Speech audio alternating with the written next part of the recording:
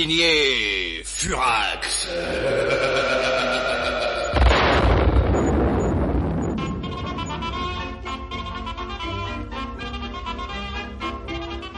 Le gruyère qui tue. 2e épisode. Gugumus! Gugumus! Monsieur le professeur. Alors, Gugumus. Attends, qu'est-ce qui se passe? Ça traîne, là, ça traîne. Monsieur le professeur, faut le temps, c'est délicat, une machine comme celle-là, faut rien brusquer. Oui, vous avez trouvé ce qui cloche? À peu près. Enfin, à mon avis, c'est dans la lique-mouille de protection que ça se tient. Ah, diable, dans la lique-mouille de protection. Elle n'est pas fondue, au moins. Ah, non.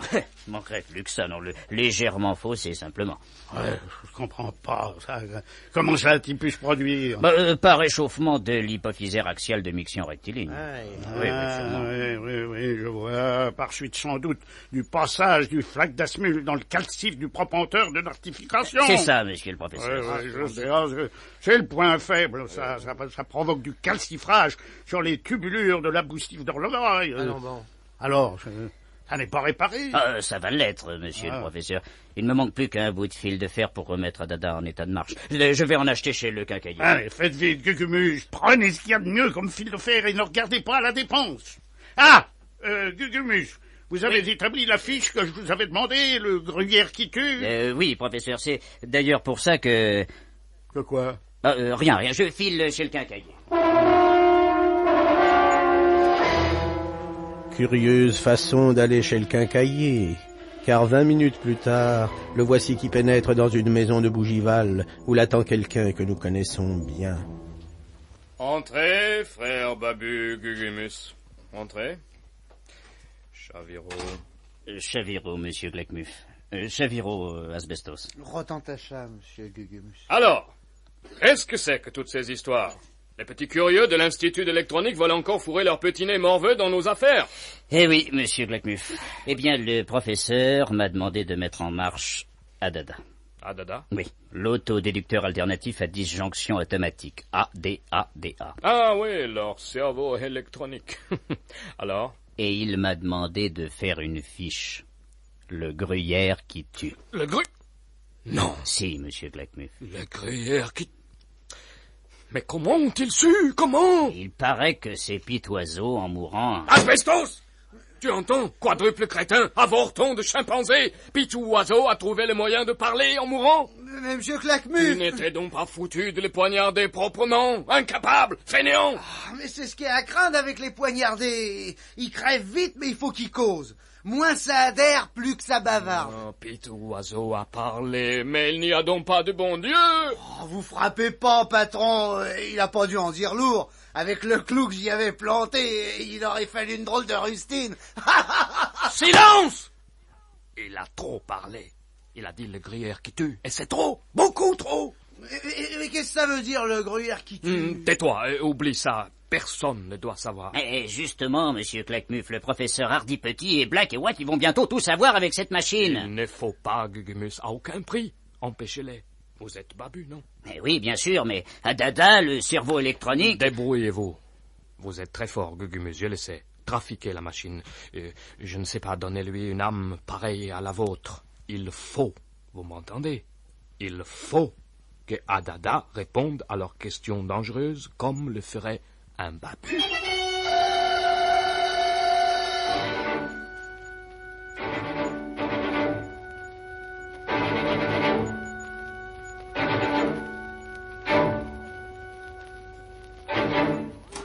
Ainsi donc, nous y voici. La Suisse, le canton de Fribourg, la vallée de la Sarine, le pays du gruyère, et enfin Montremont, la fromagerie Glockenspiel. Si monsieur Furax me le permet, je lui ferai remarquer que tout ceci n'est pour l'instant qu'une fragile hypothèse. Une certitude, philodendron. La veille de sa mort, l'épicier Crochebin a téléphoné ici pour commander du gruyère, du spécial. Exact? Exact. Christ, on y était. Le lendemain, c'est lui qui était bleu. Assassiné, strangolé con la sede régalise, poveraccio. Non, j'ai la certitude que les assassins venaient d'ici. Comme était venu d'ici, au mois de juillet, le gruyère spécial qui a tué Malvina. Le gruyère qui tue. comme l'a dit Pitoiseau, poignardé, agonisant sur son lit d'hôpital. Tout ceci est assez troublant, si j'ose ainsi m'exprimer. Et alors, à part ça, qu'est-ce qu'on fait, hein? On déjeune, non? Parce que le chocolat suisse, ça remplit, mais ça cale pas. Ah, mais tenez, il y a un restaurant sur la place. Peut-être, mais il y a surtout une usine à la sortie du village. La fromagerie Glockenspiel. L'un de nous va y aller. Vous, Asti, par exemple. Et yo? Et pourquoi moi? Et pourquoi pas, monsieur Asti? Bien sûr. Et alors? Vous allez donc vous présenter à la grille, Asti. Et voici ce que vous ferez.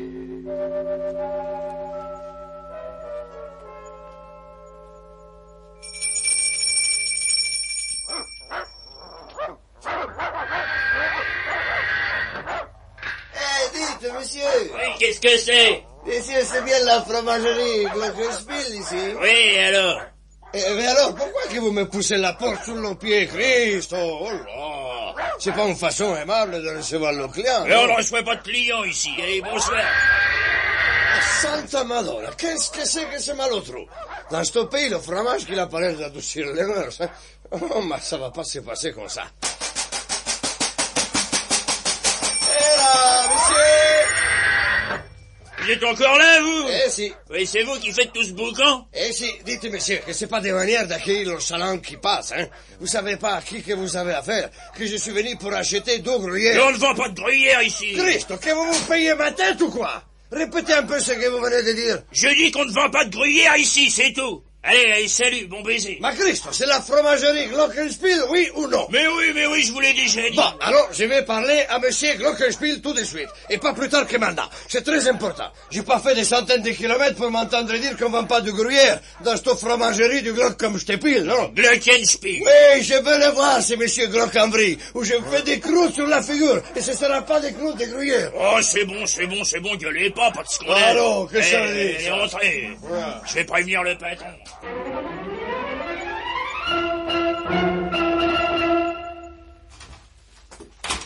Eh ben, dites, monsieur Gros plein de billes, on n'a pas l'entrée facile dans votre fromagerie, hein? Il ne faut pas nous en vouloir, monsieur. Monsieur...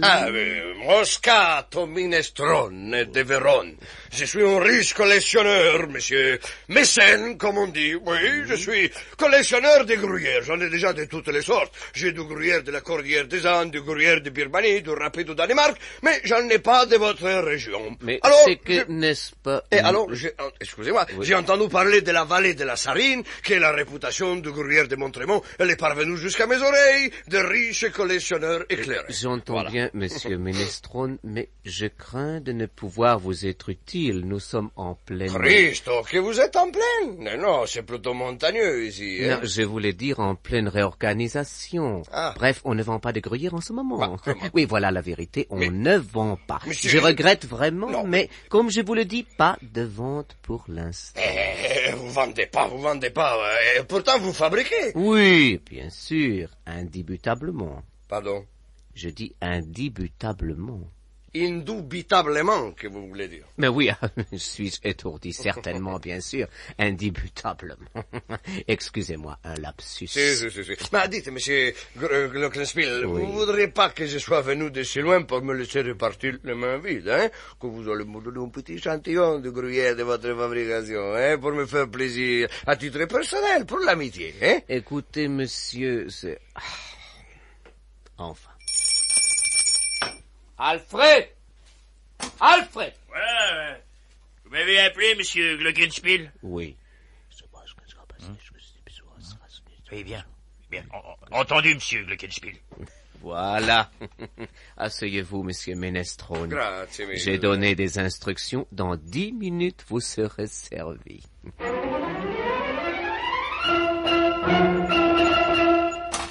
Ah! Alors, Alfred... Mais j'ai fait le nécessaire, monsieur Glockenspiel. Merci, donnez. Eh bien, monsieur Minestrone, j'espère que vous serez content. Prenez ce paquet, c'est pour vous. C'est le gruyère qui vous... Mais bien sûr, l'échantillon que vous m'avez donné. Oh, c'était bien aimable, monsieur. Combien je vous dois?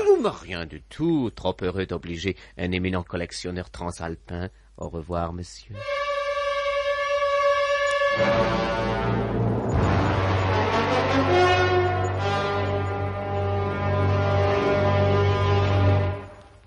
Asti. Alors, monsieur Asti? Alors, et alors, je l'ai, c'est tout. Vraiment? Vraiment.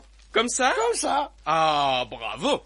Ah, monsieur Asti, vous êtes très fort. Que si, Philodendron, je sais, je me suis pas mal débrouillé. Vous m'aviez chargé d'une mission, monsieur Frax. Eh ben, mission accomplie. Bravo, Asti. Tout s'est bien passé. Glockenspiel vous a reçu en personne? Si, j'étais Moscato Minestrone. J'ai dit que j'étais un collectionneur de fromage. J'ai demandé un échantillon de son gruyère, a envoyé son Alfred le chercher, et le voilà. Le voilà? Donnez, Asti, vite. Ainsi donc, voici le gruyère qu'on fabrique chez monsieur Glockenspiel. Bah, il n'a rien de vraiment particulier. Christ, au début, on fait des difficultés pour en donner, avec ma persuasion. Mais, dites, monsieur Furax. Oui. Regardez donc ce papier. Mais bon sang, c'est vrai. Épicerie principale de Montremont. Et quelle épicerie? Regardez vous-même. Asti, monsieur Glockenspiel ne vous a pas donné un de ces échantillons. Il a fait chercher ce gruyère chez l'épicier du coin. Ah ben, c'est clair. Mais Christ, on a fabrique de fromage qui veut pas montrer ce qu'elle fabrique. J'ai trouvé ça bizarre, moi. Pas vous, monsieur Furax? Si, Asti. Bizarre, en effet.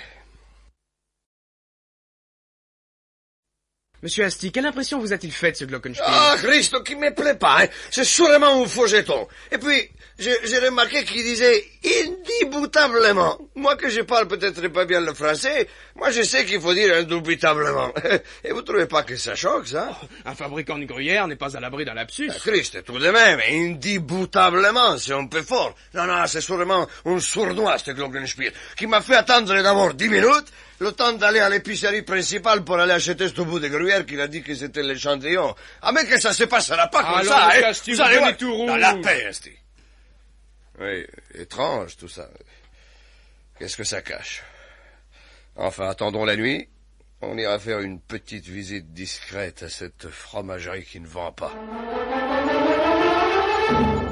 Courageusement, ces 3 hommes perdus dans un petit village isolé au fond d'une vallée suisse vont se lancer dans la lutte. Mais ils ne sont pas seuls. À Paris, Black et White cherchent toujours une réponse à cette énigmatique gruyère qui tue, prononcée par Pitoiseau mourant. Une fois de plus, le professeur Hardy-Petit va tenter, avec Théo et Carole, d'interroger à Dada, le cerveau électronique qui résout tous les problèmes.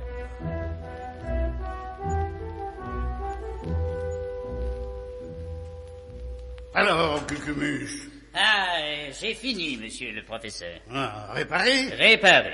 Elle fonctionne? Elle fonctionne. Ah, Black, White, regardez ce jeune homme. J'ai eu raison de lui faire confiance, hein? Grâce à lui, Adada est à nouveau en état de répondre. Oui, quand même, Gugumus. Il vous en a fallu du temps pour remettre la machine en marche. Mais, monsieur Théo, les circuits étaient calembouillés et toutes les connexions entièrement déclystérectomiscuitées. Oui, d'accord, mais enfin quand même. 2 jours pour un ingénieur comme vous. Oh, ne sois pas exigeant, Théo chéri. Ce garçon a fait de son mieux, voyons. Merci, madame Carole. Oui, bon, d'accord, je ne dis plus rien. Non, d'ailleurs, le principal, c'est qu'elle soit réparée. Et qu'Adada soit remise en selle. Gugumus, tapez les mots gruyère qui tue. Gruyère qui tue. Ben oui, quoi, ça a l'air de vous faire quelque chose. Oh, écoute, laisse faire papa, Théo. Tu l'impressionnes, ce garçon. Oui, allez-y, Cucumus, voyons. Gruyère qui tue. Voilà, professeur. Mais non, Gugumus, pas gruyère qui pue avec un P. Qui tue avec un T. Bon, je recommence. Voilà, très bien. À présent, tapez Pitoiseau. Pitoiseau. Un seul T? Non, très bien. Bon, alors maintenant, vite le résultat, qu'on sache. Attendez. Laissez-moi lire. Menteur. Menteur. Eh oui, professeur, gruyère qui tue plus Pitoiseau égale menteur. Oh non, ça je peux pas y croire. Oh, un homme en train de mourir, ça peut pas mentir. Les babus l'avaient poignardé, il a trouvé le temps de dire ça, c'était pour nous aider. Pas pour nous égarer. Et pourtant, mes amis, la machine ne peut pas se tromper. Vous n'allez pas accuser Adada d'être babu, non? Gugumus, demandez la confirmation. Voilà, très bien. Frappez Pitoiseau. Pitoiseau. Et menteur. Voilà, menteur. Mais vite, Gugumus. Allez, venez. Tenez, mademoiselle Carole. Indubitablement. Quoi? Indubitablement. Oh, tu as mal lu, Carole, voyons, tu indubitablement. Mais non, regarde, papa, indubitablement. Ah, ben, c'est vrai, oui, indubitablement. Mais alors quoi, la machine se trompe? Mais impossible, je vous l'ai dit. Si Adada a dit indubitablement, c'est qu'elle pense de cette façon-là. Pourtant, je n'ai jamais entendu faire cette faute. Et vous, Gugumus? Moi non plus, monsieur Théo. Non, jamais. 2 heures du matin. À Montremont, en Suisse, Furax, Asti et Philodendron s'introduisent clandestinement dans la fromagerie Glockenspiel. Sautons doucement maintenant. Voilà. Tâchons d'avancer sans bruit. Oh! Bon sang, les chiens! Manquez plus de sang, on va se faire repérer. Ils sont 3, puis des gros, hein. Ils n'ont pas l'air civilisés, ni au courant du code de la civilité. Allez, couchez! Allez, couchez, sale bête! Allez! Attendez, j'ai comme mon intuition. Petit Chaviro, Rotantacha, Chaviro. Christ, j'ai bien deviné, hein. Il y en a 2 qui se sont couchés. Selon le 3e est toujours virulent, Asti. Laissez-moi faire. Là, mon joli, là, tout le monde y bout, ils sent la charogne, y'a que les grands babous.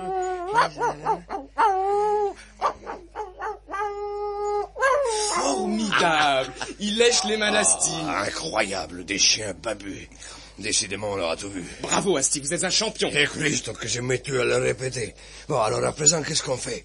Parce que je ne vois pas rester au milieu de cette cour que n'importe qui peut nous voir, non? Puisque vous êtes déjà venu, monsieur Asti, vous devez connaître la géographie des lieux. Dites-moi, Asti, les bureaux sont de quel côté? Ah oui, attendez. Alors, à gauche, c'est les garages, à droite, c'est la fabrique, et au fond, c'est... oui, c'est ça, les bureaux de monsieur Glockenspiel. Si monsieur me permet, je ferai remarquer qu'il y a de la lumière. Tu as raison, Philodendron. Probablement le veilleur de nuit. Ou bien monsieur Glockenspiel lui-même, peut-être. Et si! On l'a pas vu sortir de son usine, ce Glock qui s'épile. Pas si fort, Asti. Asti, voyons. Ne restons pas dans cette cour. De quel côté allons-nous, monsieur Furax? Si vous allez vers les bureaux où il y a la lumière, moi je vous attends ici. Allons jeter un coup d'œil dans la fabrique. Sans bruit. Allez, venez. Viens.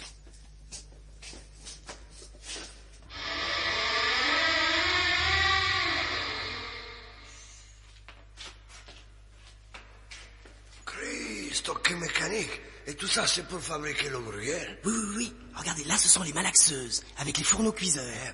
La pâte est fondue à température égale, puis remuée dans ces grandes cuves, et enfin versée dans des moules qui lui donnent la forme des meules.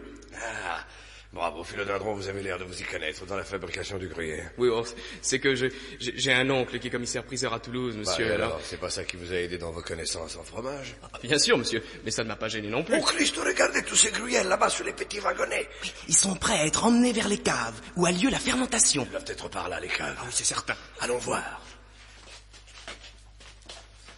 Santa Madonna a l'air de très lourde, cette grille.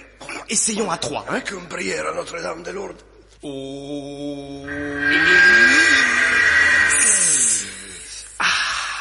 Et voilà.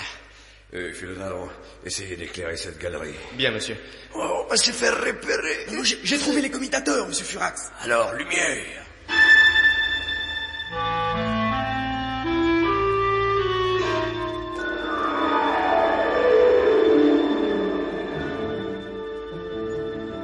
Et voici que l'immense cave vient de s'illuminer. C'est un spectacle incroyable qui s'offre au regard des 3 hommes.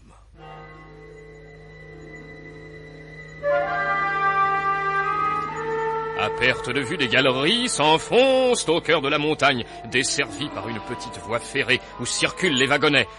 Pour l'instant, c'est la nuit, rien ne bouge, mais on imagine l'activité qui doit régner le jour le long de ces caves interminables.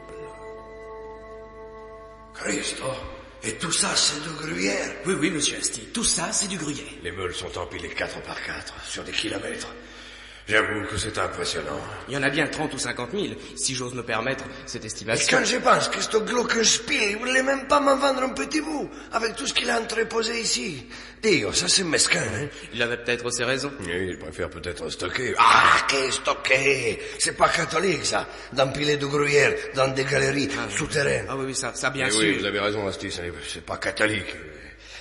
Et tenez, Philodendron, ne restons pas là. Les caves m'impressionnent. Fermons la grille, maintenant.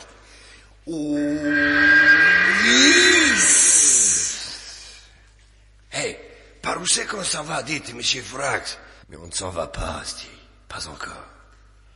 Ah, Dio, je m'en souviendrai de la Suisse. Attention, il y a quelqu'un dans la cour. Et tenez votre lampe de poche, Asti. Vite, monsieur Asti. Ah, voilà, c'est fait, c'est fait. Attention, j'entrouvre la porte. Alfred! Chut, écoutez. Monsieur Glockenspiel! Alfred! Il y a un porte mal fermé du côté de la fabrique. J'entends grincement. Je le fermerai en faisant mes rondes, monsieur. Qu'est-ce qu'il fiche, ce camion? Il devrait être ici à 1h du matin. Il est 2h moins quart. Bon, il aurait été retardé à la frontière. Elle commence déjà à ouvrir la grille, ça gagnera du temps. Bien, monsieur Glockenspiel. Poussez! Généraux! Retentez ça! Christo, il n'y a pas d'erreur, c'est des babous. Ça finira donc jamais. C'est bizarre. Cet Alfred, j'ai l'impression d'avoir déjà entendu sa voix. Et moi, il me semble l'avoir déjà vu quelque part, si monsieur m'autorise cette audacieuse remarque. Oh Dio, regardez, un camion. Ah, vous voilà enfin, Gubernatis. Qu'est-ce que vous avez fabriqué? Excusez, monsieur Glockenspiel, il y avait déjà de la neige au col du Roumou. Bon, ça va. Allez, entre dans la cour. Allez, braque à fond. Encore! Attention, Asti. Ça va. Les phares vont éclairer par ici, ne vous montrez pas. Pourvu qu'ils ne viennent pas de notre côté. Non, les garages, c'est là-bas. Vas-y. Tenez, vous voyez? Il va là-bas. Ah, très bien. Votre chargement est complet, Gubernatis. Rien à signaler, monsieur Glockenspiel. Parfait, vous pouvez descendre en ville. Bonsoir. Monsieur.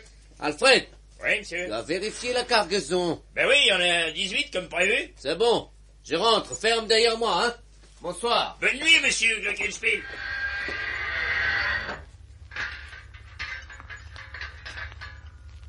Ah, bon. C'est pas chaud. Ça y est, Il est rentré dans les bureaux. ça m'intrigue ce camion en pleine nuit. Qu'est-ce que ça peut bien être, cette cargaison? Je me le demande aussi, monsieur. Si toutefois vous m'autorisez à me poser les mêmes questions que vous. Allez, Christ, on se les posera demain, hein. À présent, il est tard, on se va coucher. Oui, ce serait dommage. Oui, exact. Traversons la cour tout doucement et allons jeter un coup d'œil dans le camion. Chut, doucement. Essaye de voir, Philodendron. Alors, Philodendron, J'ai vu. tu as vu quoi? On aurait dit des rochers, monsieur Furax. Ah oui. Comme des blocs de minerai noir. Ça ressemble, comment dire, à du mâche-fer. Avec des points brillants. Bizarre. Faites-moi la courte échelle, Asti, que je vois. Allez, hop. Et là-bas! Vous voulez peut-être que je vous donne un petit coup de main? Mon Dieu. Coincé. Christo. Alfred. Parfaitement. Alfred. Allez, haut les mains. Et plus vite que ça. Christo. Coincé. Bon Dieu. J'ai dit les mains en l'air! Si, vous fâchez pas, monsieur Alfred. Alors, on venait cambrioler la fromagerie Glockenspiel? En pleine nuit, hein? C'est-à-dire... Dans ce cas-là, je vous signale que le gruyère, c'est de l'autre côté de la cour. Là, c'est le garage. Ah bon, eh ben alors on s'est trompé, on n'en parlait plus. Allez, au revoir. Hop! Que personne ne bouge. Oh, mais attendez. Je vous connais. C'est vous l'Italien qui nous a bassinés hier pour avoir un bout de gruyère. Eh ben, monsieur Glockenspiel va être content de vous retrouver. Mais dites, comment c'est que vous m'avez reconnu, Alfred? Monsieur Alfred. Monsieur Alfred. Oui, c'est votre voix. Eh ben, moi aussi, monsieur Alfred, je connais votre voix. Vous? Oh, ça m'étonnerait. Vous vous appelez Pitoiseau. Exact. Exact. Oui, mais comment l'avez-vous deviné? Oh, Christo, Pitoiseau? C'est dans ça que je reconnaissais sa figure. Vous êtes fils unique, monsieur Alfred? Non, j'ai un frère. Vous aviez un frère. J'ai un frère. Julien, qui est à Paris. Qui était à Paris. Ça veut dire quoi? Votre frère a été mitraillé en pleine rue il y a plus de 15 jours. Quoi? Vous ne lisez donc pas les journaux? Non, ici c'est la Suisse. Transporté à la clinique, on est venu l'achever d'un coup de poignard. C'est pas vrai. C'est moi qui ai recueilli ses dernières paroles. Non. Si. Qu'est-ce qu'il a dit? Il a dit... Il a dit... Je me souviens, monsieur Furax. Il a dit... Alfred.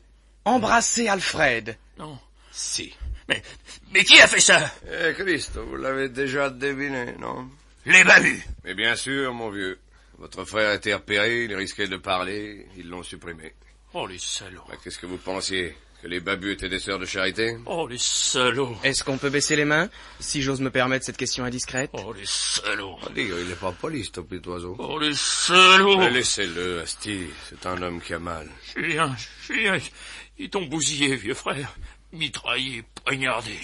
Oh, vacherie de saleté de pourriture de babus. Mon pauvre gaffe. Excusez-nous de vous avoir appris ça un peu brutalement, monsieur Alfred. Bon, c'est pas votre faute, vous pouviez pas savoir. Alors, qu'est-ce qu'on fait à présent? À vous de décider, mon vieux. Écoutez, vous avez connu Julien avant sa mort, alors... Oh, n'en parlons plus, allez, filez, disparaissez. On fait comme si je vous avais pas vu. Oh, bravo, il est chic, Alfred. Allez, on s'en va, bonne nuit. Et un instant. Bien entendu, vous n'avez rien vu non plus, hein. Pas de camion, rien. Si, d'accord. Compris, hein. Non, compris, allez, bonsoir. C'est compris. Attendez. Dites-moi, Pitoiseau. Oui. Le camion, qu'est-ce qu'il y a dedans? Chut. Ne parlez pas de ça. Oubliez. Il y a danger. Danger de mort. Personne ne doit savoir. Personne ne doit parler.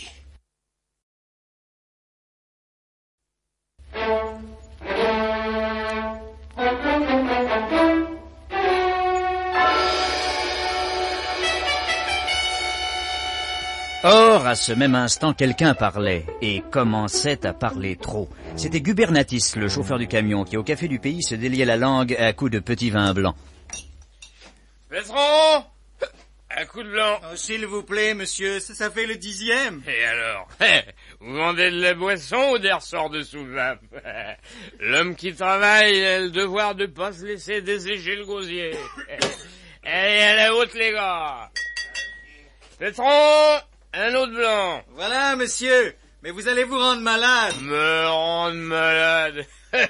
Oh, les gars, vous entendez? Me rendre malade, moi, après tout le boulot que je viens de faire. Un sacré boulot, hein, pardon. 600 bornes sans m'arrêter que je viens de me taper, vous vous rendez compte? Ouais. 600 bornes et chargé. Je vous demande un peu. Comme si j'aurais pas pu charger à Grenoble.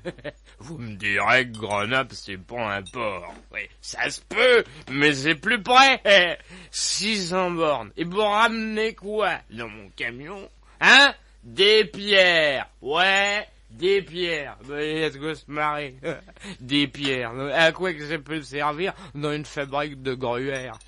Moi, je trouve ça marrant, rapport... Alors, mon brave, voyage fatigant à ce que je vois. Ah, monsieur Glockenspiel, vous étiez là, je vous avais pas vu, mais la soif... Bien sûr. Qu'est-ce que vous prenez? C'est ma tournée. Un coup de blanc. Merci bien, monsieur Glockenspiel. Les gars, c'est un chouette patron, monsieur Glockenspiel. Et puis pour fier avec l'ouvrier, avec ça. Patron, un verre de blanc pour ce brave homme. Ah, tiens. J'ai laissé tomber mon porte-monnaie. Vous voulez me le ramasser, mon ami? J'ai un limbago en ce moment. J'ai du mal à me baisser. Oh, vous en faites pas, monsieur Glockenspiel. Un peu que je vais vous le ramasser. Votre coffre-fort a soufflé. Oh, flèche de terre, est-ce qu'elle est brosse? Et voilà, monsieur Glockenspiel. Merci. Vous me faites une blague, vous, Une blague, mon garçon, voilà qui m'étonnerait. Si, monsieur Glockenspiel, vous avez mis quelque chose dans mon verre. Vous faites erreur, mon brave, j'ai simplement retiré un morceau de bouchon. Oh, alors, merci, monsieur Glockenspiel, c'est gentil, à vous. Et là, alors, à la vôtre. Hein. À la vôtre, mon ami, n'est-ce pas? Ça fait combien, patron? 1,95 franc, monsieur Glockenspiel. Le service est compris? En principe, monsieur Glockenspiel. Mais ici, n'est-ce pas, on ne comprend pas vite.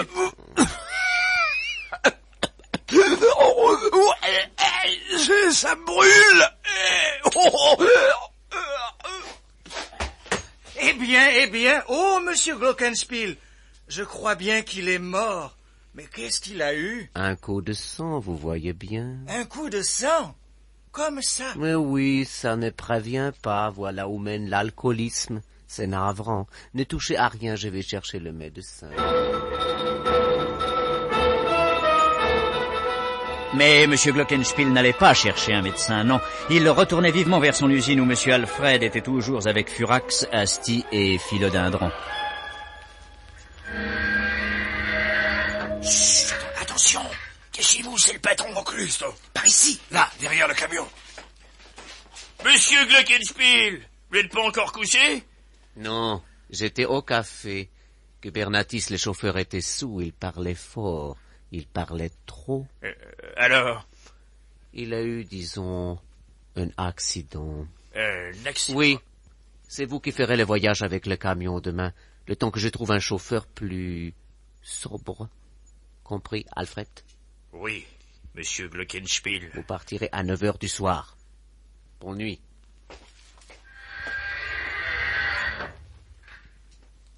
Alfred. Vous avez entendu, il a bousillé le chauffeur. Eh oui. Ah, Christ, c'est un hécatombe. Oh, il bousillera aussi s'il apprend que vous êtes entré ici. Écoutez, Pitoiseau, il n'apprendra rien du tout à une condition. Laquelle? Puisque vous repartez avec le camion, vous emmenez l'un de nous. Oh, impossible. J'insiste. Non. Pitoiseau, au nom de votre frère Julien. Oh, les salauds. C'est bon. L'un de vous m'attend vers 10h, demain soir, sur la route, à 6 kilomètres. L'endroit s'appelle la Croix Boisée.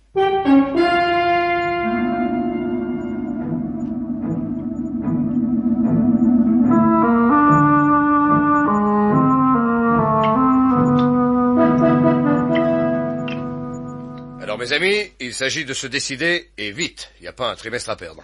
Le nommé Alfred a accepté d'emmener l'un de nous dans son camion pour ce mystérieux voyage. On va jouer le partant au dé. Bah oui, monsieur Furax, mais on n'a pas de dé. Mais ça n'a aucune importance. On va penser les chiffres. Ah. Et celui qui aura le chiffre le plus faible ira. Voilà, Bon. voilà, c'est bon. Alors allons-y. Et à vous, Asti. Voilà. Allez, à vous, Asti.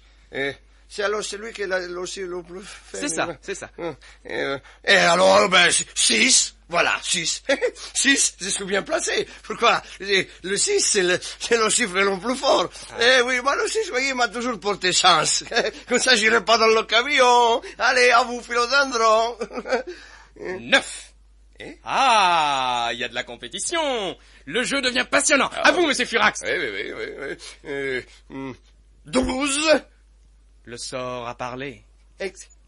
Non, ça marche pas. Vous avez servi des 2 dés. Bah et alors, monsieur Asti, on se sert toujours de 2 dés? Oh, Santa Madonna, mais moi je savais pas.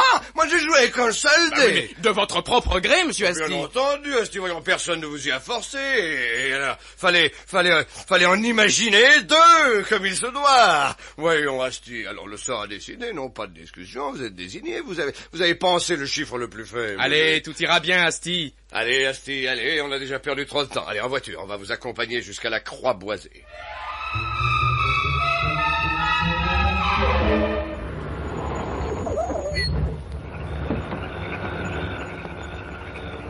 Il est juste 10h, il ne va pas tarder. Monsieur Asti, y a-t-il quelque chose que je puisse faire pour vous? Si, Philodendron, une chose. Allez à ma place. Pourquoi moi le camion? Écoutez, le voilà. Allez, Asti, soyez un homme, que diable. Si, je suis un homme, monsieur Furax, mais je préfère être un homme vivant.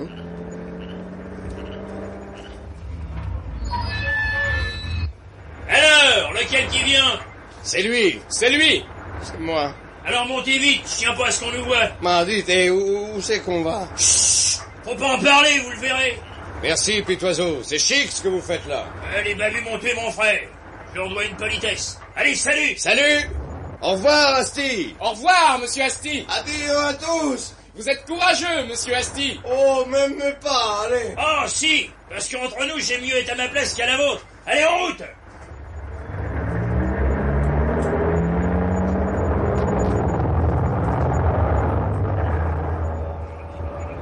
Vois-tu, Philodendron, monsieur Furax? je me demande si j'ai bien fait de laisser partir Asti. S'il lui arrivait quelque chose, je m'en voudrais à mort. Oh, monsieur Asti est de ces personnes à qui n'arrive rien, monsieur Furax. Si vous m'autorisez ce pronostic nettement optimiste. Ah, Dieu t'entende, Philo. Il m'entend, monsieur Furax. Et mieux encore, il m'écoute. Ah, ça ne pouvait pas mieux tomber. On va avoir besoin de la providence, crois-moi. Je le crois, monsieur Furax. Vois-tu, je sens que nous touchons au but. Le secret de la mort de Malvina est ici, à Montremont. À la fabrique de gruyère? Oui, ce gruyère qui tue existe, j'en suis sûr. Pitoiseau mourant était parfaitement lucide. La solution est donc à la fromagerie? Ah oui, c'est certain, tu as vu les caves, hein, creusées dans la montagne. Des cinquantaines de milliers de meules de gruyère sont entreposées. C'était bien étrange, en effet, oui. Pourquoi la fromagerie Glockenspiel stocke-t-elle au lieu de vendre? Qu'est-ce que c'est ce minerai bizarre, ces blocs de rochers que des camions apportent chaque nuit, hein? Il y a en effet un problème, monsieur, ça. Si vous me pardonnez cette expression libidineuse. Ce problème, nous devons le résoudre. Mais comment? En retournant cette nuit même à la fromagerie pour y voler, Philodendron. Et y voler quoi? Premièrement, une meule de cette étrange gruyère, et deuxièmement, un morceau de cet étrange minerai. Et après, monsieur Furax? Après, mon petit, eh bien...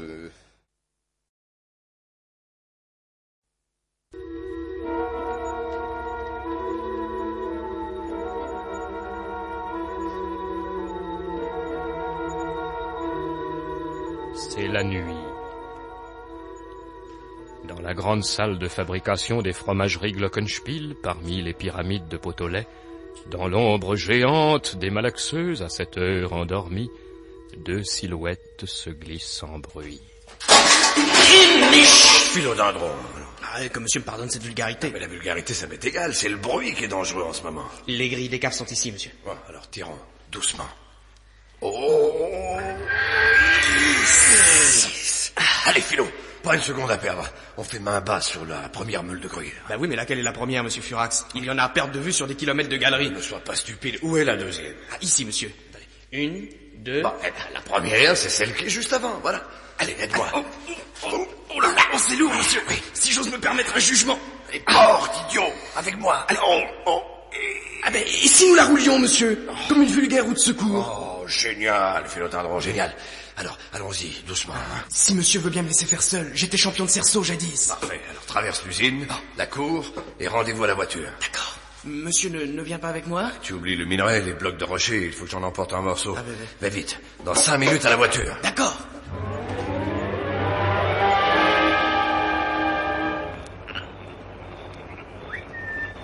Philodendron. Oh, Dieu soit loué, je m'inquiétais, monsieur Furax. Ça y est, j'ai réussi à en casser un morceau. Regarde.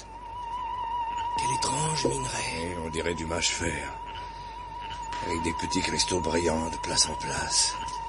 Ne restons pas ici, monsieur Furax. J'ai le trouillomètre à zéro, si vous m'autorisez cette vieille expression médiévale. Démarre, Philo. Direction la France. À 7 heures du matin, nous serons à la frontière.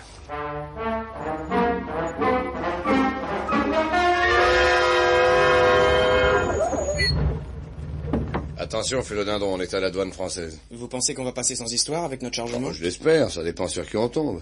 Alors moi, je me charge de la pierre et toi de la meule de gruyère. Bon. Attention. Douane française. Bonjour, messieurs. Bonjour, monsieur. Beau temps aujourd'hui, messieurs. À part ce vent et cette petite pluie fine. Ah, oui, en effet, monsieur. Bah, c'est la saison qui veut ça. Hein. On est bien tombé, c'est pas un méticuleux. Bon, eh ben, alors, au revoir, monsieur. Un instant, je vous prie. Vous n'avez rien à déclarer? Non, rien de particulier. Pas d'or, pas de bijoux, pas de liquage, pas de piano, pas de harpe, pas de machine à laver, pas de réfrigérateur? Non, rien de tout ça. Mais qu'est-ce que c'est que ça, là, sur la banquette arrière? Ah, ça? C'est du gruyère? Oui, je vois. C'est même une meule. Ça se déclare? Naturellement. Vous pensez du gruyère suisse? Ah bah, excusez-moi, monsieur, je ne savais pas. C'est un cadeau qu'on m'a fait. C'est pour ma grand-mère, monsieur. Elle adore le gruyère. Oui. Pas poinçonné, votre gruyère. Pas poinçonné, faut un poisson? Mais bien sûr. Tout objet manufacturé venant de l'étranger doit porter le poinçon qui établit le règlement des droits y afférents. Vous fraudez, monsieur, ça va vous coûter cher. Monsieur, je vous jure, je vous assure, du gruyère pour ma grand-mère. Moi, j'ignorais, je suis un homme de bonne foi. Je me porte garant de mon compagnon, des simples oublis, qui ne doit pas encourir les rigueurs de la loi. D'ailleurs, monsieur, voyez, je ne la cachais pas, cette meule de grand-mère pour ma gruyère. Oh mon Dieu, voilà que je bafouille maintenant. Allons, ne vous troublez pas. Je vois bien que je n'ai pas affaire à un gangster. Toutefois, il y aura des droits à payer. Ah mais je paierai, monsieur. Et vous, monsieur? Cette pierre, un cadeau aussi? Ah non, je l'ai ramassée dans le lit d'un torrent, elle m'a plu, je l'ai emportée. Voilà. Elle n'a pas de poinçon. Elle doit l'avoir? Obligatoirement. C'est une pierre suisse. Ah, pardon, non, c'est pas prouvé. Il se peut que ce soit une pierre française roulée par le torrent Jusqu'en Suisse. Oui, évidemment, le cas n'est pas prévu. Mais de toute manière, ça paie, monsieur. Excusez-nous, monsieur, nous sommes pressés. Alors, combien vous doit-on? Une seconde, voyons. Droit spécifique sur la croûte de gruyère, 850 francs. Droit du tarif général des douanes sur la pâte fromagère, 1800 francs. Droit ad valorem sur le nombre des trous de gruyère, 18 sous. Plus une amende pour non-déclaration préalable. Ça nous fait 6000 francs, monsieur. Et pour ma pierre? Étant donné l'impossibilité d'en établir l'exacte origine, vous n'êtes simplement redevable que d'une taxe de transaction de 78 francs. Ça nous fait un total de 9728 francs 90. Bon, eh bien, voilà 10 000 francs, monsieur, payez-vous. On peut vous accorder des facilités de paiement en 6, 12 ou 15 mensualités. Non, merci, on paye comptant. Alors, vous avez droit à une remise de 10%. Voilà votre monnaie. Merci beaucoup. Vous pouvez aller, messieurs. Et pendant ce temps-là, notre ami Asti, embarqué avec Pitoiseau sur le mystérieux camion de l'usine Glockenspiel, arrivait au terme de son étrange voyage. Christo! Alors c'est ici qu'on venait? Ben oui. Oh Dio, quel mystère pour pas grand-chose. Tu pouvais pas le dire qu'on allait à Monaco, Ah, non? j'ai prêté serment, pas le droit de le dire. Mais puisque tu vois toi-même. Ah, bien joué, Pitoiseau. Bon, alors à présent où tu vas? Ben, sur le port. Tiens, là. Le port de Monaco. Amarré au quai du commerce, au pied même du célèbre rocher, un cargo fume lentement. Et comment il s'appelle, ce bateau? Commandant Paul Gorneau. Ah, c'est une bonne mécanique. 50 ans qu'il fait le même boulot. Christo, c'est joli. Et il transporte quoi? Chut, plus bas. Toujours pareil. Le minerai, les blocs de rocher. Mais Dio, qu'est-ce que c'est, ce minerai des malheurs? Je sais pas. J'ai pas le droit de savoir. Je vais charger sans chercher à savoir. Puis je vais retourner à Montremont, en Suisse. Et le cargo? Et il va repartir. Où ça? Ah, ça, j'en sais rien, mon vieux, c'est pas mes affaires. Et comment que je peux le savoir? Ah, ça, mon gars, y a qu'un moyen. C'est de monter dessus. Seulement, le capitaine n'est pas très hospitalier. Monter dessus? Et après tout, pourquoi pas? Qu'est-ce que tu dis? Hein? Non, rien. Que j'avais un peu la nostalgie du voyage.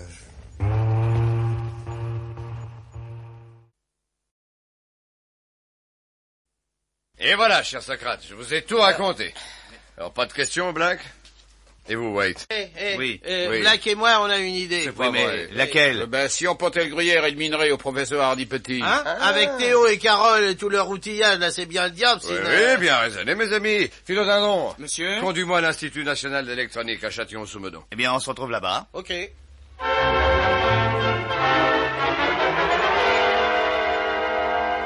Mon cher Hardy Petit, il faut qu'on en ait le cœur net. Et on va la voir, Furax, soyez tranquille. Aucun secret, si subtil soit-il, n'échappe à la perspicacité de l'Institut d'électronique. Par conséquent, tous les deux, vous procédez à l'analyse de cette pièce. Ah, bon, oui, d'accord, comme ça va. Ah, d'accord. Ça nous plaît, tandis que le gruyère, hein. Ouais, bien, la question est réglée. Passez dans votre laboratoire et mettez-vous tout de suite au travail. On y va. Maintenant, voyons un peu cette meule de gruyère. Rien d'extraordinaire extérieurement, aucun symptôme de malfaçon, aucun signe de détérioration volontaire ni de vandalisme. A priori, rien ne permet d'imaginer qu'un iconoclaste s'en soit servi à des fins délibérées. Vous devriez examiner l'intérieur, professeur. Bien sûr, l'intérieur. L'intérieur, quoi. Vous allez me foutre la paix, oui, les uns et les autres, ou je fais évacuer le laboratoire. C'est ce que j'ai à faire, non? Ouais, ça se peut, mais ça traîne. Ouais, parce qu'il va pas traîner, c'est ma main sur votre figure, Black. Qu'est-ce qu'il a? Bon. Gugumus, préparez l'appareil. On va passer le gruyère à la radioscopie. Excusez-moi, monsieur le professeur, mais on va avoir des ennuis. La taxe n'est pas payée. La taxe? Quelle taxe? Et la taxe sur les appareils de radio. Il y a un type qui est venu ce matin. Il a dit qu'on allait avoir une amende si on réglait pas. Bon, qu'est-ce que vous me chantez? C'est des appareils de radiographie qu'on a ici. Eh oui, c'est ce que j'ai dit au type, mais il m'a répondu que la radio, c'était la radio, qu'il n'avait pas entré dans les détails et que... C'est bon, on verra ça plus tard. Oui. Allez, placez la meule derrière. Attendez, un coup de main. Aidez-le, voilà. Bon, un peu plus au centre. Black, voulez-vous me retirer de là, vous? Excusez-moi, professeur, mais je voulais profiter de la meule pour que vous me regardiez l'estomac. Ça me tiraille quand j'ai faim, alors. Sortez-vous de là, bon sang! Mais qu'est-ce qu'ils ont dans la peau aujourd'hui? Alors, prêt, Gugumus? Oui, monsieur le professeur. Ah! Éteignez la lumière. Bon. Courant. Contact. Voilà. Ah oui. Ah oui, venez voir, vous tous. Oui. Qu'est-ce que vous regardez. savez pas, quoi? Pas grand-chose. Rien, oui. Rien. Ouais, vous n'avez pas l'habitude. Bon, bah, c'est pas notre boulot. Oh non, assez blague, quoi. On distingue très nettement les bulles de gruyère. Les bulles. Oui, Furax. C'est-à-dire les trous. Les En trous. termes scientifiques, on nomme bulles. Bulles. Ah, vous voyez, elles sont toutes à peu près de même gabarit. Oui, les bulles. Gugumus, passez-moi une longue vue, voulez-vous? Voilà, monsieur le professeur. Oui. Ah oui, voyez-vous, au centre, là. Oui. Vous voyez, Furax? Oui, oui, en effet, on dirait un trou, non? Oui. Enfin, une bulle, hein? Oui. Un peu plus grosse que les autres, oui. C'est ça. Oh, pas beaucoup, hein. Une bulle vide, d'ailleurs. Oui. Sans signification spéciale. Bien. Rallumez, Gugumus. Bon, alors, professeur, conclusion. Conclusion. Eh ben, rien d'anormal, mon cher Furax. Rien? Oui, entrez. Ah, jouez-toi, Carole, mon petit Bob. T'as pas besoin de frapper. Oh, bah, j'avais peur que vous ne soyez en train de développer les plaques. Non, nous n'avons fait qu'une scopie. Et alors? Bah, rien d'anormal, gruyère ordinaire. Peut-être une cavité un peu plus grande au centre, mais c'est la fermentation. Oui. Et vous, Carole? Théo a examiné le minerai? Oui. Eh ben, parlez, mon petit, c'est agaçant de ne pas savoir. Oh. Mais nous ne savons rien non plus, Furax. Comment? Comment, rien? Non, rien. Théo n'y comprend rien. Rien? L'analyse chimique n'a rien donné. Le minéral reste neutre ou réactif. Le point de fusion est illimité. Le point, c'est-à-dire? Oui, ben que cette roche est très résistante à la chaleur. Quant au spectroscope, il donne des éléments impossibles à reconnaître. Alors oui, autrement dit, Théo ne peut pas identifier ce minerai. Ah, non, Furax, non. Il dit qu'on croirait être en présence d'une sorte de météore, d'aérolite. Un aérolite? Oui, une pierre qui viendrait d'un autre monde. Et Théo n'a rien trouvé de plus. Il y travaille encore, papa. Décidément, Furax, on croyait tenir des indices matériels précieux avec tout ce que vous aviez ramené de Suisse, et en fin de compte, ça paye pas tellement. Hein. C'est insupportable de se heurter à un mur. Insupportable. Oh, ce gruyère, cette meule entière de gruyère. Le professeur Hardy Petit l'a examiné, passé à la radioscopie, rien. Du vulgaire gruyère, c'est tout. Quand je pense que moi, Furax, j'ai fait 600 kilomètres et des bassesses au douanier pour ramener une meule de fromage cuit que j'aurais pu acheter chez l'épicier du coin. Quant aux morceaux de cailloux, si j'ose parler à monsieur de cette ridicule pierre-ponce... Non, ne m'en parle pas, Philo. C'est quand même inouï que Théo ne trouve rien. Gugumus. Monsieur le professeur. Allez donc donner un coup de main à mon gendre qui est au labo 17.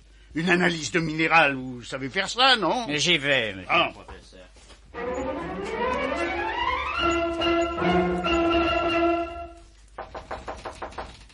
Entrez. Vache de cailloux, saleté de minerai. Alors, monsieur Théo, ça va comme vous voulez? Ah, c'est vous, Gugumus. Non, ça va pas comme je voudrais. Cette sacrée pierre, j'arrive pas à en déterminer la nature minéralogique. Il faudrait un oscilloscope à ultrasons. Mais naturellement, voilà, ça fait 3 mois que j'en attends un. Toujours la même histoire, manque de crédit. Bien sûr que c'est un oscilloscope à ultrasons qu'il nous faut. Seulement, voilà, je n'en ai pas. Ah, c'est dommage, monsieur Théo, parce que si on en avait un, ça simplifierait le travail. Non seulement ça simplifierait, mais ça faciliterait. Oui, enfin, tout ça, c'est parler pour ne rien dire. Moi, j'ai un ami qui en a un. Un oscilloscope à ultrasons? Un oscilloscope à ultrasons, le dernier modèle, avec oscillographe assisté et crémaillère alternative. Et qui est cet ami? Le professeur Hoff. Le professeur Hoff? Je connais pas. C'est un type épatant, mais très discret. C'est lui qui faisait l'amphi de minéralogie et de cristallographie quand j'étais au Bahut. On l'appelait le prof Hoff, par sympathie. Sacré prof Hoff. Et tout ce qu'il a de calé avec ça. Hein. Alors si vous voulez, je vous emmène chez lui à Bougival. Bon, d'accord, je vous suis. Ah, une seconde, le temps de prévenir ma femme. Non, pas la peine, monsieur Théo, pas la peine, il n'y en a pas pour longtemps. Ah oui, mais c'est que elle va s'inquiéter. Mais non, monsieur Théo, puisque je vous dis qu'il n'y en a pas pour longtemps. Bon, vous êtes sûr qu'on sera rentré pour 7 heures? Indubitablement. Pardon? Je dis indubitablement. Indubitablement, vous voulez dire? Oui, excusez-moi, un lapsus, indubitablement, bien sûr. Allez, venez, monsieur Théo, on y va. Une voiture est dans la cour.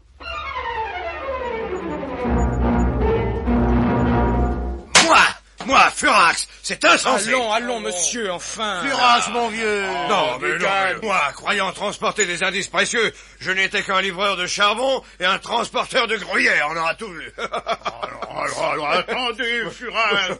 Patience. Théo n'a pas dit son dernier mot. Il cherche encore. Il perd son temps sur ce bout de mâche-fer imbécile. Quant à cette meule de gruyère, tenez, elle sert de siège à philodendron, elle vaut pas mieux. Que monsieur m'excuse, mais je faisais une expérience. Quoi? En t'asseyant sur du gruyère, une expérience? Ah oui, monsieur, car ainsi, je pèse de tout mon poids sur la meule. Et alors? Alors, je sens quelque chose. Bah oui, quoi, vous sentez le fromage, philodendron. Non, monsieur White. Amusant, ça. Je sens bouger. En vous asseyant dessus? Oui, monsieur le professeur. Voilà philodendron qui vient à la zone d'arbre du gruyère. Il entend des voix avec la Je vous jure, monsieur. Tenez, essayez. Un instant. Il y a mieux à faire. J'ai un stéthoscope micro-amplificateur. On va... attendez. Ah, pardon, Blair. Voilà. On va écouter la meule de gruyère. Là qu'on ausculte les fromages à présent. Silence, White.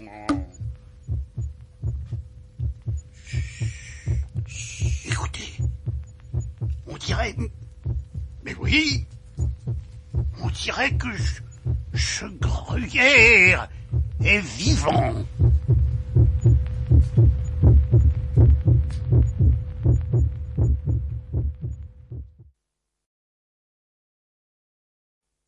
En somme, il y a dans ce fromage une vie. C'est certain. Et en transparence, c'est avec de la pâte de gruyère. Voilà. Mais c'est pas humain, ça. Et ce ne sont pas des battements humains, White. Écoutez. Oh, tu as raison, papa. C'est une pulsation ternaire avec 2 systoles et une diastole seulement. Et il y a éclatement du 3e bruit. 1500, jamais on a vu ça. Oh, il faut prévenir Théo, tu ne crois pas? Et Carole, où est-il? Théo est au laboratoire 17. Ah bah oui. Il travaille sur ce mystérieux minerai que je lui ai confié. Allons le chercher.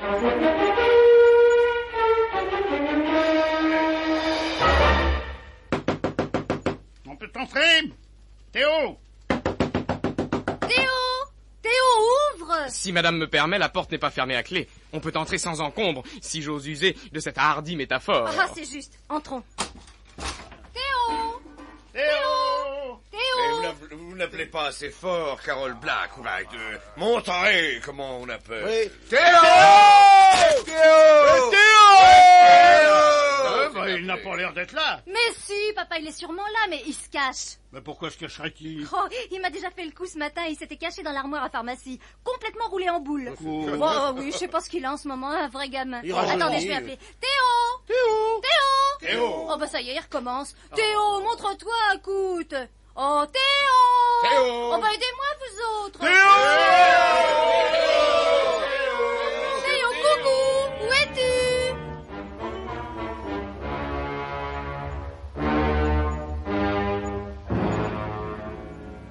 Coucou Théo, où es-tu? Ces braves gens ne se doutaient pas que Théo était en réalité dans une villa de Bougival, entre les mains d'autres braves gens que nous connaissons bien.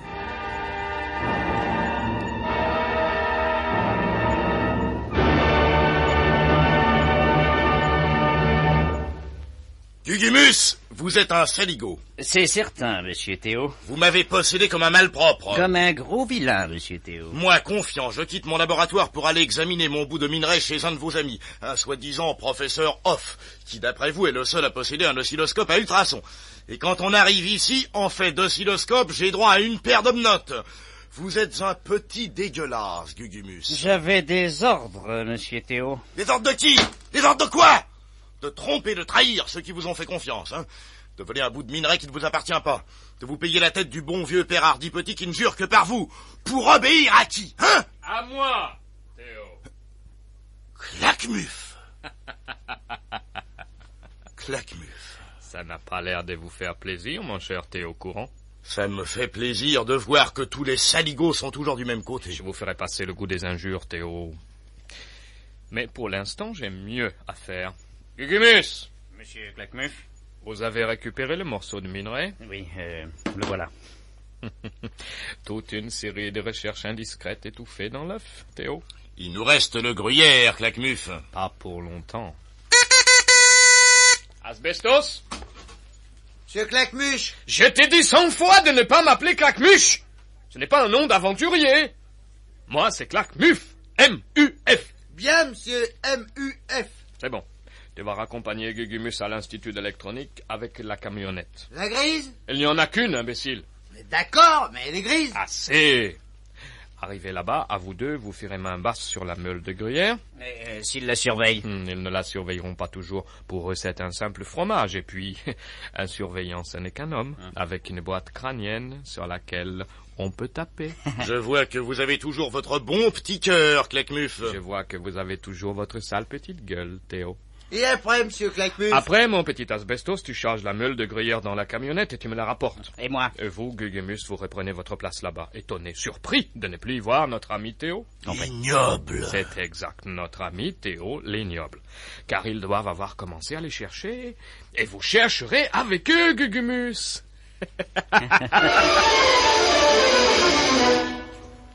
Coucou.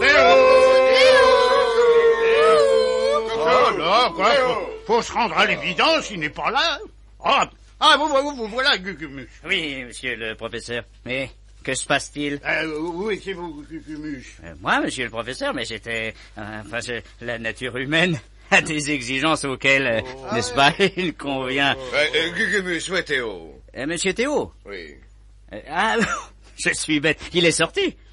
Il est sorti. Mais où est-il? c'est rapport à ce minerai qu'on ne parvient pas à identifier. Il est allé le faire examiner chez un ami qui possède un oscilloscope à ultrasons. Il n'a pas dit où? Non, il était énervé de ne pas aboutir sur ce minerai. Oui, alors Théo est allé examiner à l'oscilloscope. Oui, professeur. Oui. Eh ben, Gugumus, nous avons fait une découverte extraordinaire. Déconcertante. Tiens, et quoi donc, monsieur le professeur? Le gruyère, il respire. Le gruyère respire? Oui, Gugumus, comme vous et moi. Mais c'est pas possible, monsieur le professeur. Je conçois votre incrédulité, mais si incroyable que ça paraisse, c'est la vérité. Le gruyère qui respire. Ça alors? Il n'en revient pas, hein? Venez, Gugumus, dans mon laboratoire. Vous allez vous rendre compte. Dérodis-tu. Allons-y.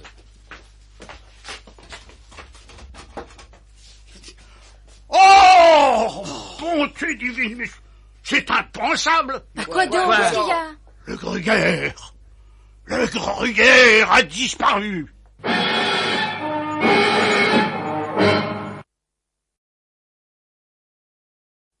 Il se passe quelque chose de grave. Théo a disparu avec le morceau de minerai que je lui avais donné à examiner. Oh, je ne peux pas le croire, Furax. Où serait-il? Mais je ne sais pas, Carole. Probablement là où se trouve le gruyère qu'on vient de nous subtiliser. Écoutez, Furax, si ce gruyère est sorti d'ici, il y a moyen de le savoir. Combien de sorties à l'Institut, professeur? Une seule, Black. Il y a un concierge à la grille. Eh ben, vieux... Hein? Tu vois ce qu'il nous reste à faire? Allons, concierge, mon vieux, faites un petit effort, quoi. Rassemblez vos souvenirs. Ah, volontiers, monsieur. Pas d'aller et venir intempestive? Mais non, monsieur. Oh, il y a bien eu une camionnette. Une camionnette grise. Une camionnette grise? Une camionnette grise? Et monsieur Théo Courant, vous l'avez vu? Oui. Enfin, je l'ai vu sans le voir. Ouais. J'ai aperçu sa voiture qui partait. Il y a combien de temps que sa voiture est partie? Oh, il y a plus d'une heure. Oh, oui, plus d'une heure. Bon, à part ça, rien d'autre? Bah, rien d'autre, monsieur. Merci.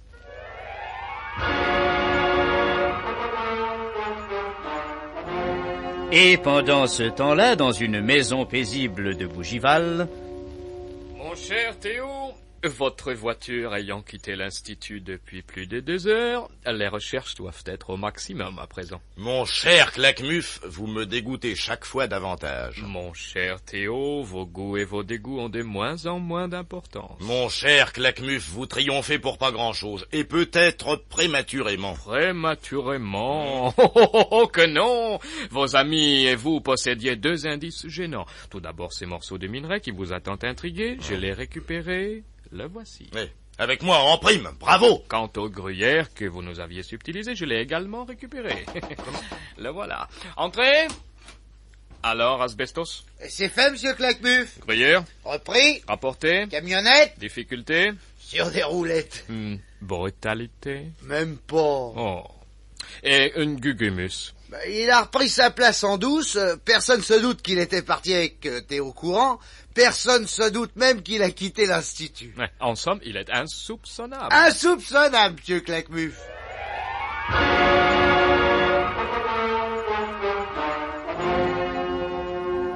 Black, White, y a pas de question. Oui. Mon opinion est faite. C'est bel et bien dans cette camionnette grise que le gruyère a été enlevé. Ouais. Ça me rappelle l'enlèvement des Sabines. Les Sabines ont été enlevées dans une camionnette? Ah non, parce qu'il n'y avait pas de camionnette à l'époque. Bah alors. Il y a quand même un rapport d'intention. Ne nous égarons pas. Alors, pour réussir cet enlèvement de gruyère, il fallait une complicité dans la place. Oui, ça me paraît évident.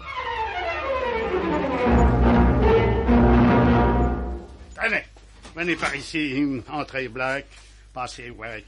Alors, professeur. Vous nous avez appelé en douce? Qu'est-ce que vous nous vouliez? Eh ben, voyez-vous, en voyant Furax soupçonner Gugumus, interroger Gugumus, j'ai pensé qu'il y avait un moyen de savoir la vérité. Un moyen? Lequel?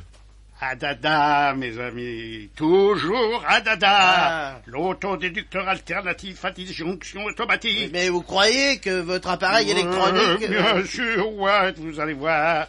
Approchez de la machine. Oui. Allez, regardez.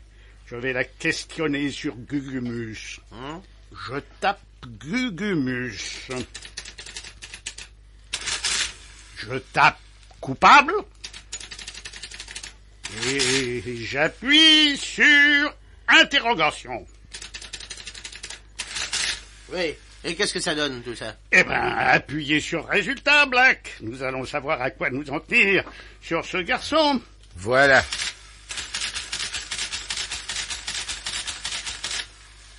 Alors? Innocent. Innocent. Innocent. Innocent, hein.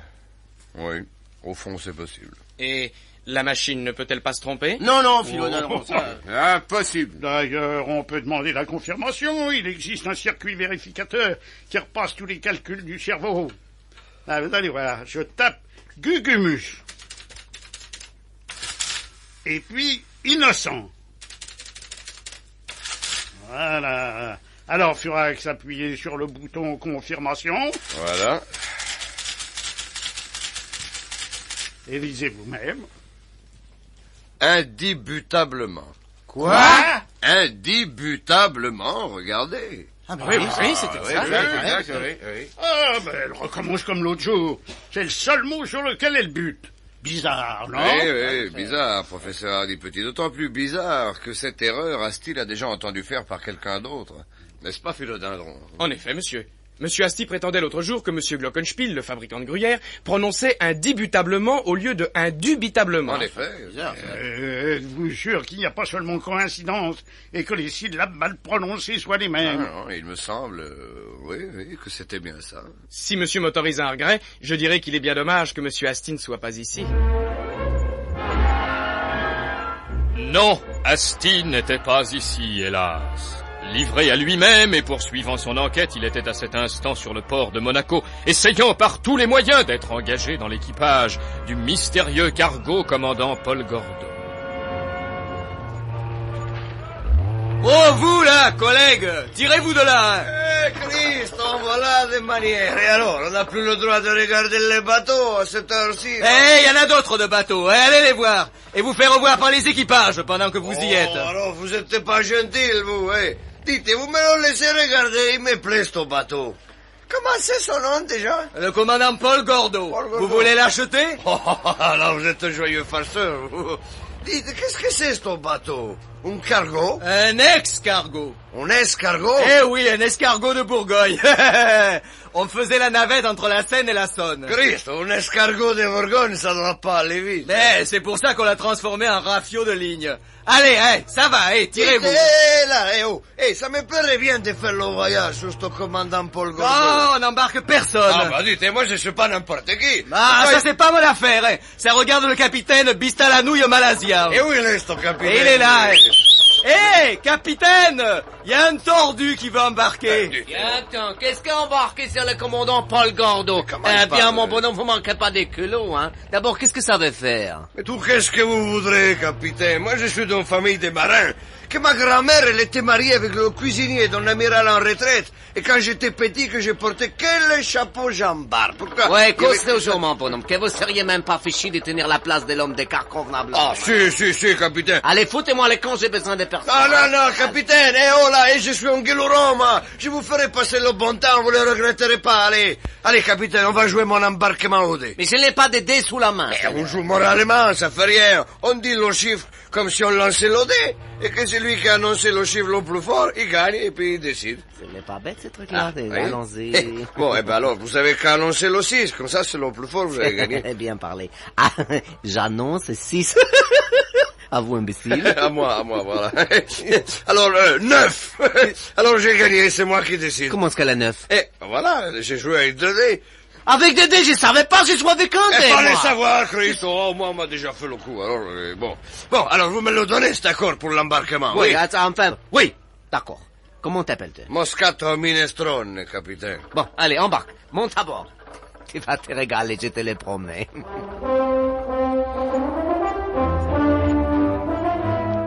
Une heure plus tard, le commandant Paul Gordeau appareillait pour une destination inconnue.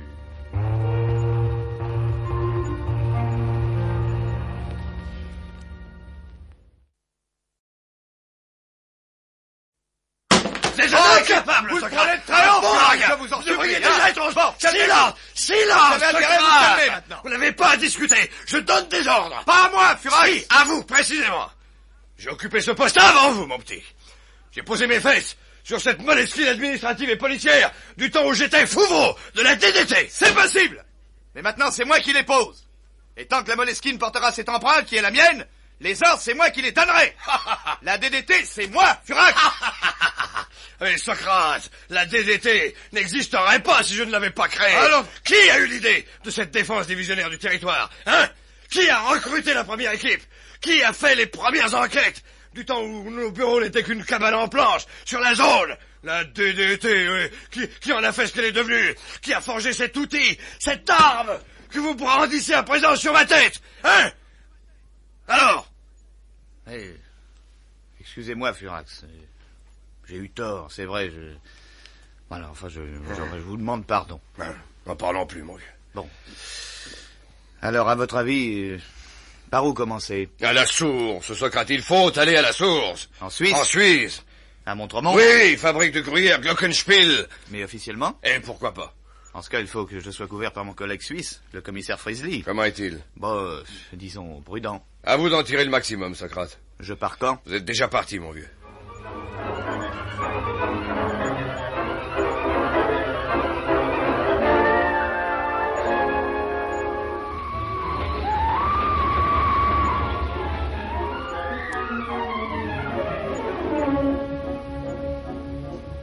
Cher monsieur Socrate, vous avez bien fait de vous adresser à moi. La police helvétique est heureuse de collaborer avec vos services.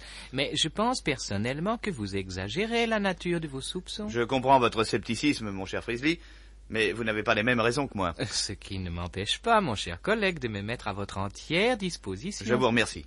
Donc je vais de ce pas à la fromagerie Glockenspiel. Mais je vous y accompagne, mon cher collègue. Ah, parce que... Oui, n'est-ce pas, c'est une enquête, comment dirais-je, officieuse. Oui, c'est ça, officieuse. Or, vous n'ignorez pas combien dans ce pays on est à cheval sur les principes. Oui. Monsieur Glockenspiel est un citoyen helvétique. Oui. En conséquence, pour la bonne forme et pour éviter tout incident, bien improbable d'ailleurs, il n'y a jamais d'incident en Suisse, mais pour la bonne forme, donc, c'est moi qui poserai les questions à monsieur Glockenspiel. Oui, mais mon cher collègue... Les questions dont vous me donnerez préalablement la teneur, bien entendu. Oui. Sommes-nous bien d'accord ainsi? Oui, tout à fait d'accord, oui. Alors, on peut y aller.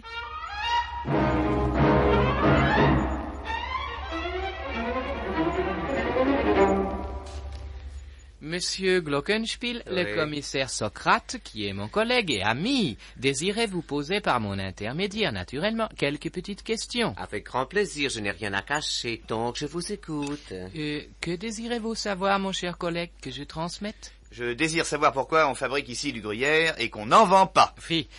Mon cher collègue, le commissaire Socrate serait particulièrement intéressé, enfin forme le vœu de savoir pourquoi dans cette fromagerie fort honorablement connue au demeurant, on se livre à des travaux aux fins de fabrication du fromage de gruyère et pourquoi la vente du dit fromage de gruyère n'est pas apparemment le but normalement poursuivi par l'entreprise que vous dirigez avec tant de compétences. Oh, c'est très simple, monsieur. Le gruyère que nous fabriquons ici à Montremont n'est pas un vulgaire gruyère de consommation courante. Aussi le stockons-nous.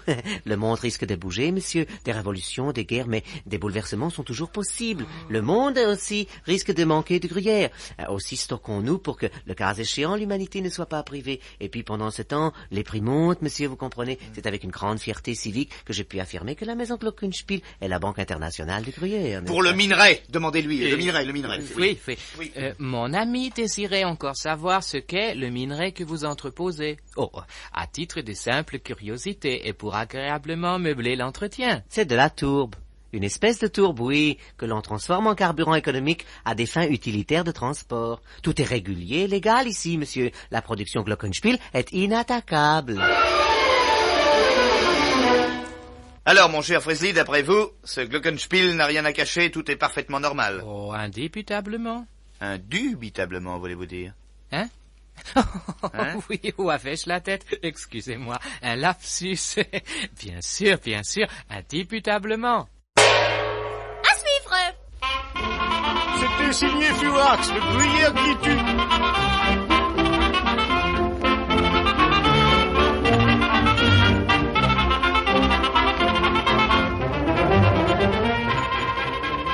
Et dites-moi de qui la mise en onde? Mais Pierre Arnaud de Chassy-Poulet, voyons. Signé Pierre Dac et Francis Blanche.